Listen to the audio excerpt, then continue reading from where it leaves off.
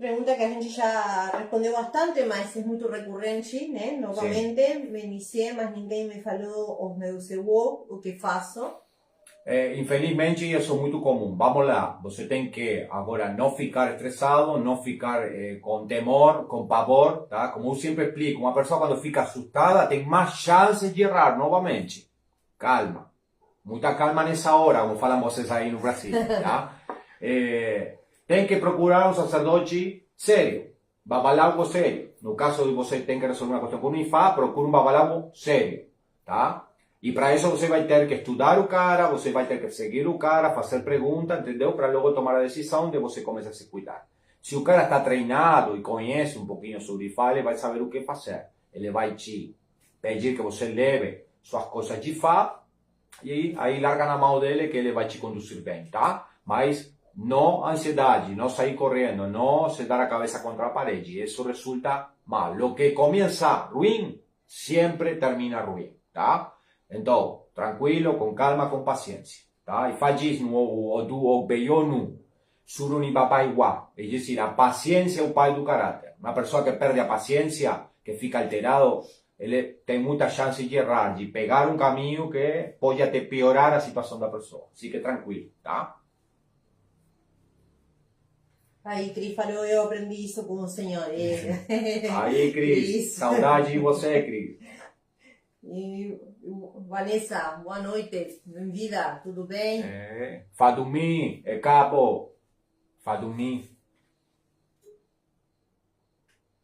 Muito bem, pode ir deixando mais perguntas. Vamos fazer pergunta aí, Vamos. pessoal. Vamos lá, deixem aí uma maninha, um coraçãozinho, todo serve. Já estamos na hora, Uma hora já? Uma hora já. Tá, isso. Vamos fazer pergunta. Aqui chegou uma, babá, diz. E Jefá possui o? Jefá, não possui o. Como expliquei anteriormente, o que acontece é que você pode pegar aquele Ikin e Fá que você está entregando para tirar o Odu, tá? Cada vez que se faz Alukin, é dizer, Itafá Alukin, chamamos de Alukin porque é bater Ikin, tá? Bater Ikin. Então, cada vez que você bate Ikin e tira um Odu para uma pessoa, uma consulta através de Ikin, o sacrifício deve ser feito. E muitas vezes, para garantizar o efeito daquele sacrifício, IFA pode, não é algo fixo, uma norma, pode pedir para a pessoa, vamos a dizer assim, evitar fazer algumas coisas durante um número de tempo determinado, certo? Mas não é sempre e não pode ser definido como EWO, tá? Não pode ser definido como EWO. É dizer, no idioma Yorubá se le chama EWO, mas hoje estamos falando precisamente dos EWO que são para a vida toda, é dizer, os EWO de iniciação. Certo? Tem 3 pilares, pessoal, para uma pessoa que vai consultar IFA, tá? Henrique Aguagbasa, que é a parte técnica. Aí não depende de vocês, depende do cara que está oferecendo o sacrifício por vocês, o babaláwo, tá? É a parte técnica. O processo de Boriru requer requisitos técnicos, tá? E até, eu poderia dizer, de igual do próprio sacerdote, de caráter, tá? Ikilo, que são recomendações, seguir conselhos. Não adianta você ir ao melhor babaláwo para oferecer bom e não seguir as recomendações que sugiram na consulta, tá? E depois pode sim ter aquelas recomendações que são as mudanças que dependem de você, tá? Para apoiar ou manter o efeito do EBO, tá? São os 3 pilares, tá? Mas isso, se você está sendo cuidado por um babaláwo sério, te explica tudo na hora, não tem problema, certo? Boato, o Juboná, boa noite, tudo bem? Fayemi, Aborubo eu. Não sei por que te hablo em português, Fayemi. Temos aqui Marcelo Silva, pergunta, babá, quando retorno ao Rio de Janeiro? Rio de Janeiro, estamos, vai haver novidades para março, tá? Ainda estou fechando data e tudo mais, a galera está pegando fogo lá, tá? Aguardando minha ida. Mas em breve já vamos divulgar datas, tá? Mas possivelmente finais de março, princípio de abril, vamos estar por lá, tá?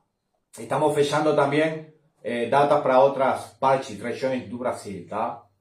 Então fiquem atentos, aqueles que querem conhecer pessoalmente nosso trabalho ou seguir se cuidando com a gente aqui, com muito muito amor e com muito agrado vamos receber você, tá bom?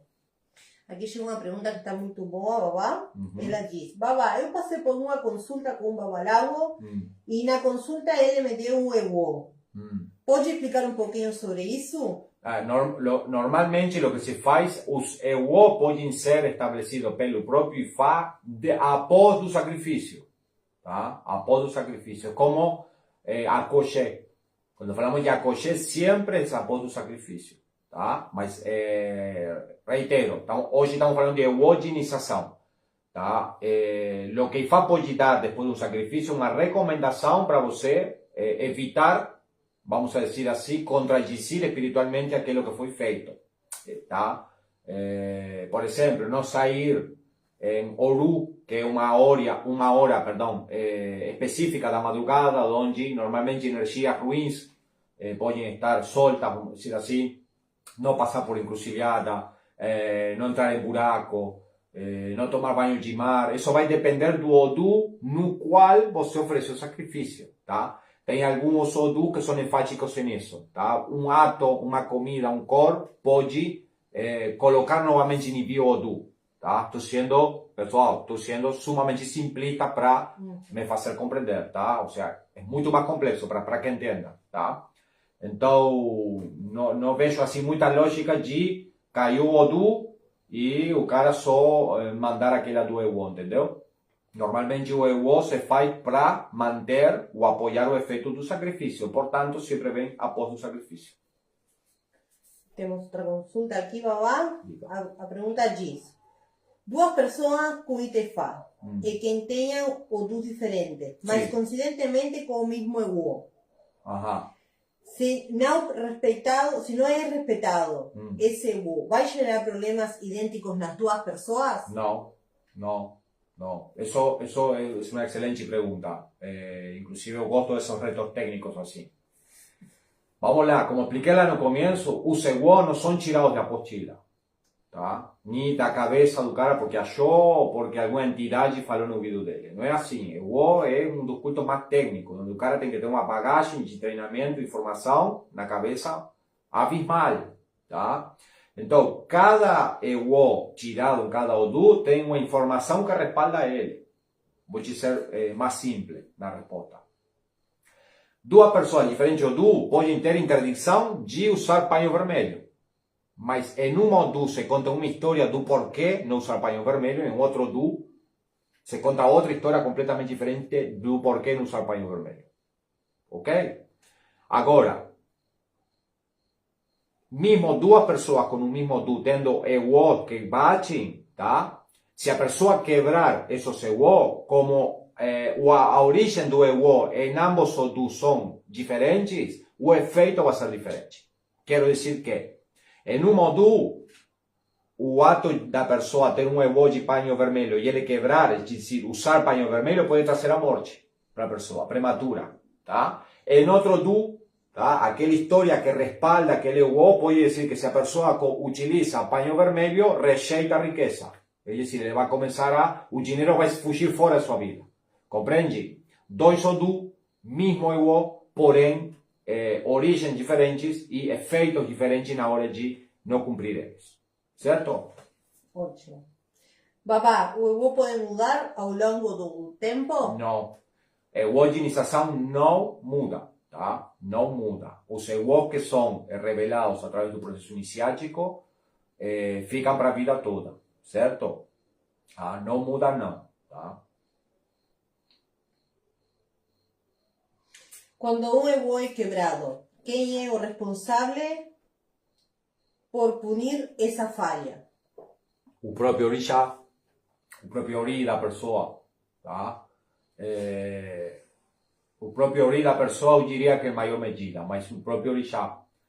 Como falei anteriormente, tá? Revelar o ewô de uma pessoa na iniciação leva todo um processo que pode ser definido como uma sequência, e essa sequência tem fatores espirituais, como todos os ritos, cerimônias e rituais do processo iniciático.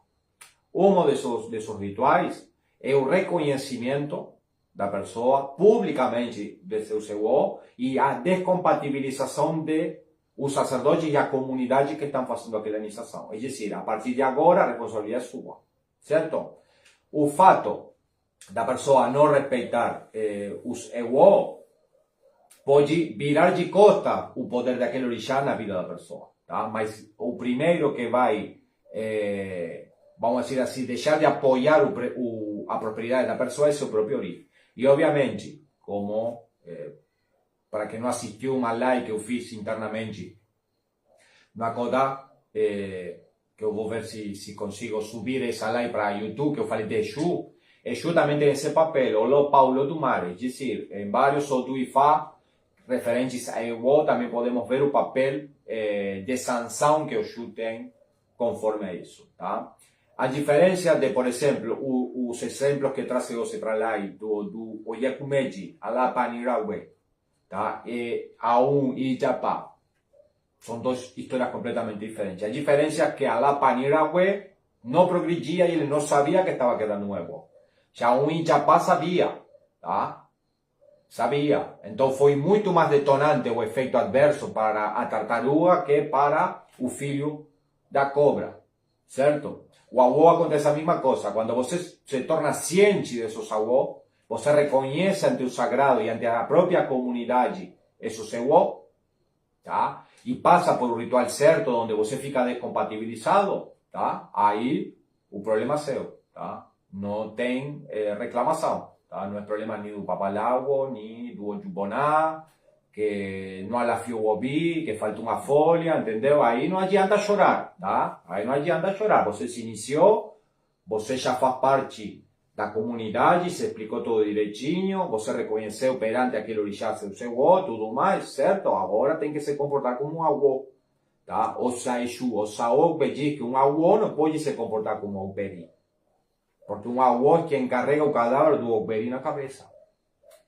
certo? Então, e faz isso não vai até além, tá? Aliás, estamos te iniciando, agora vem reinicia-te. O tabu é que eu reconheci, eu não poderei quebrar, agora eu irei e me reiniciarei para a nova vida. É dizer, ele faz uma reiniciação. O sacerdote pode cumprir todo o processo adequadamente, mas agora é com você, tá? E faz de dentro para fora, certo? Existem Ewo universais? Universais no sentido de, por exemplo, como expliquei anteriormente, você entra num culto determinado e imediatamente adquire aquilo Ewo, sim.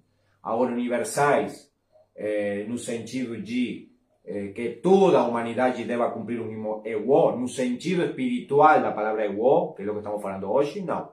Tá? Agora, se podemos tomar como Ewo universais, poderíamos detalhar o Odu e Kafun, onde estão os mandamentos de Fá.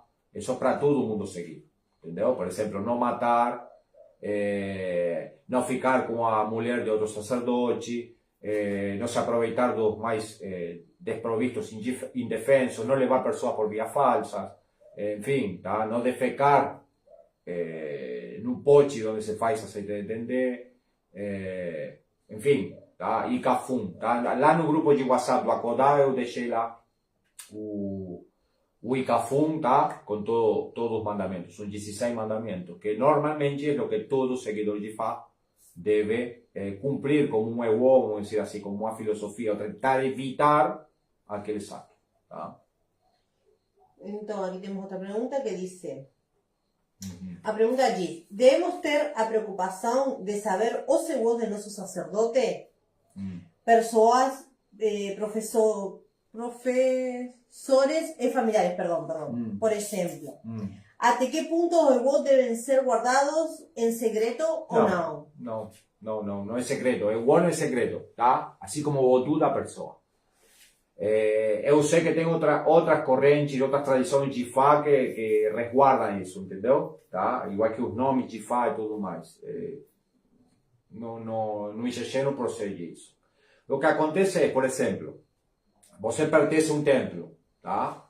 Então, normalmente, não é que você deva saber o Ewo de seu sacerdote, mas que de você de frequentar, de estabelecer relacionamento e tudo mais, de assistir aos rituais, você termina aprendendo isso. Por quê? Porque você vai ver que de repente se um sacerdote tem algumas comidas que ele não come, Aí você vai perguntar, e por que babá não come isso? Aí ele vai te explicar, não, porque esse é o do babá. Entendeu? Mas não é que você esteja obrigado a saber o seguro do seu sacerdote. Entendeu? Quem tem obrigação é uno mismo, saber que um mismo sim, tá? E, por exemplo, minha mulher, que é quem cozinha para mim, ela tem que saber o que eu não posso comer. Como eu também, se algum dia cozinho para ela, eu tenho que saber o que ela não pode comer. Entendeu? No caso das comidas, mas também no caso do cor, o caso de algumas ações. Vou dar um exemplo para vocês, tá? Para que vejam que não é segredo. Um dos meus segredos, tá? É que minha mulher não pode me bater cabeça, ou seja, se postrar, se ajoelhar em frente de mim. Se, por exemplo, cai algum objeto e ela tem que procurar aquele objeto no chão, eu tenho que virar de costa, tá? Porque se eu estou de frente e ela inclinar entre mim, eu já fiquei em bi. Compreende?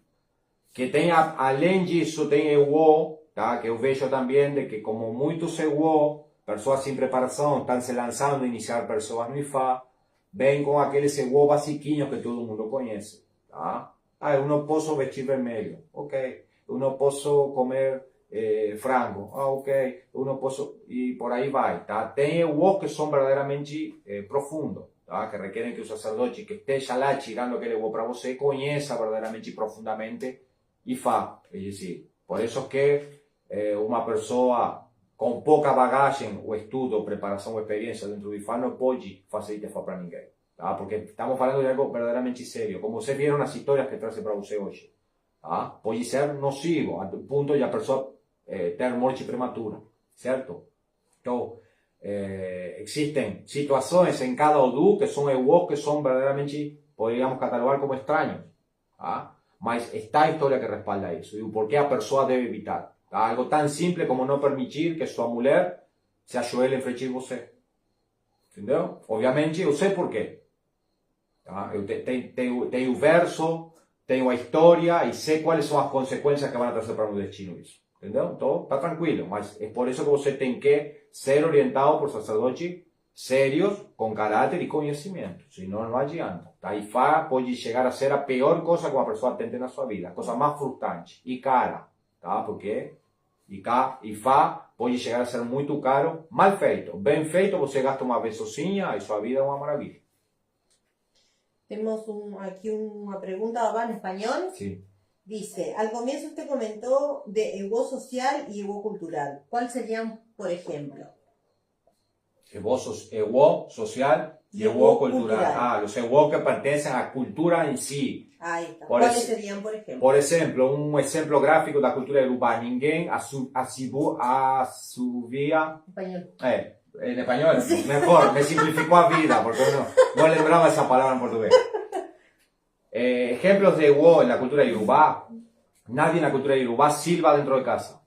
¿Tá? Nadie. ¿Tá? Ni los cristianos, ni los musulmanes, ni los que tienen orillá, ni los que no tienen orillá dentro de casa.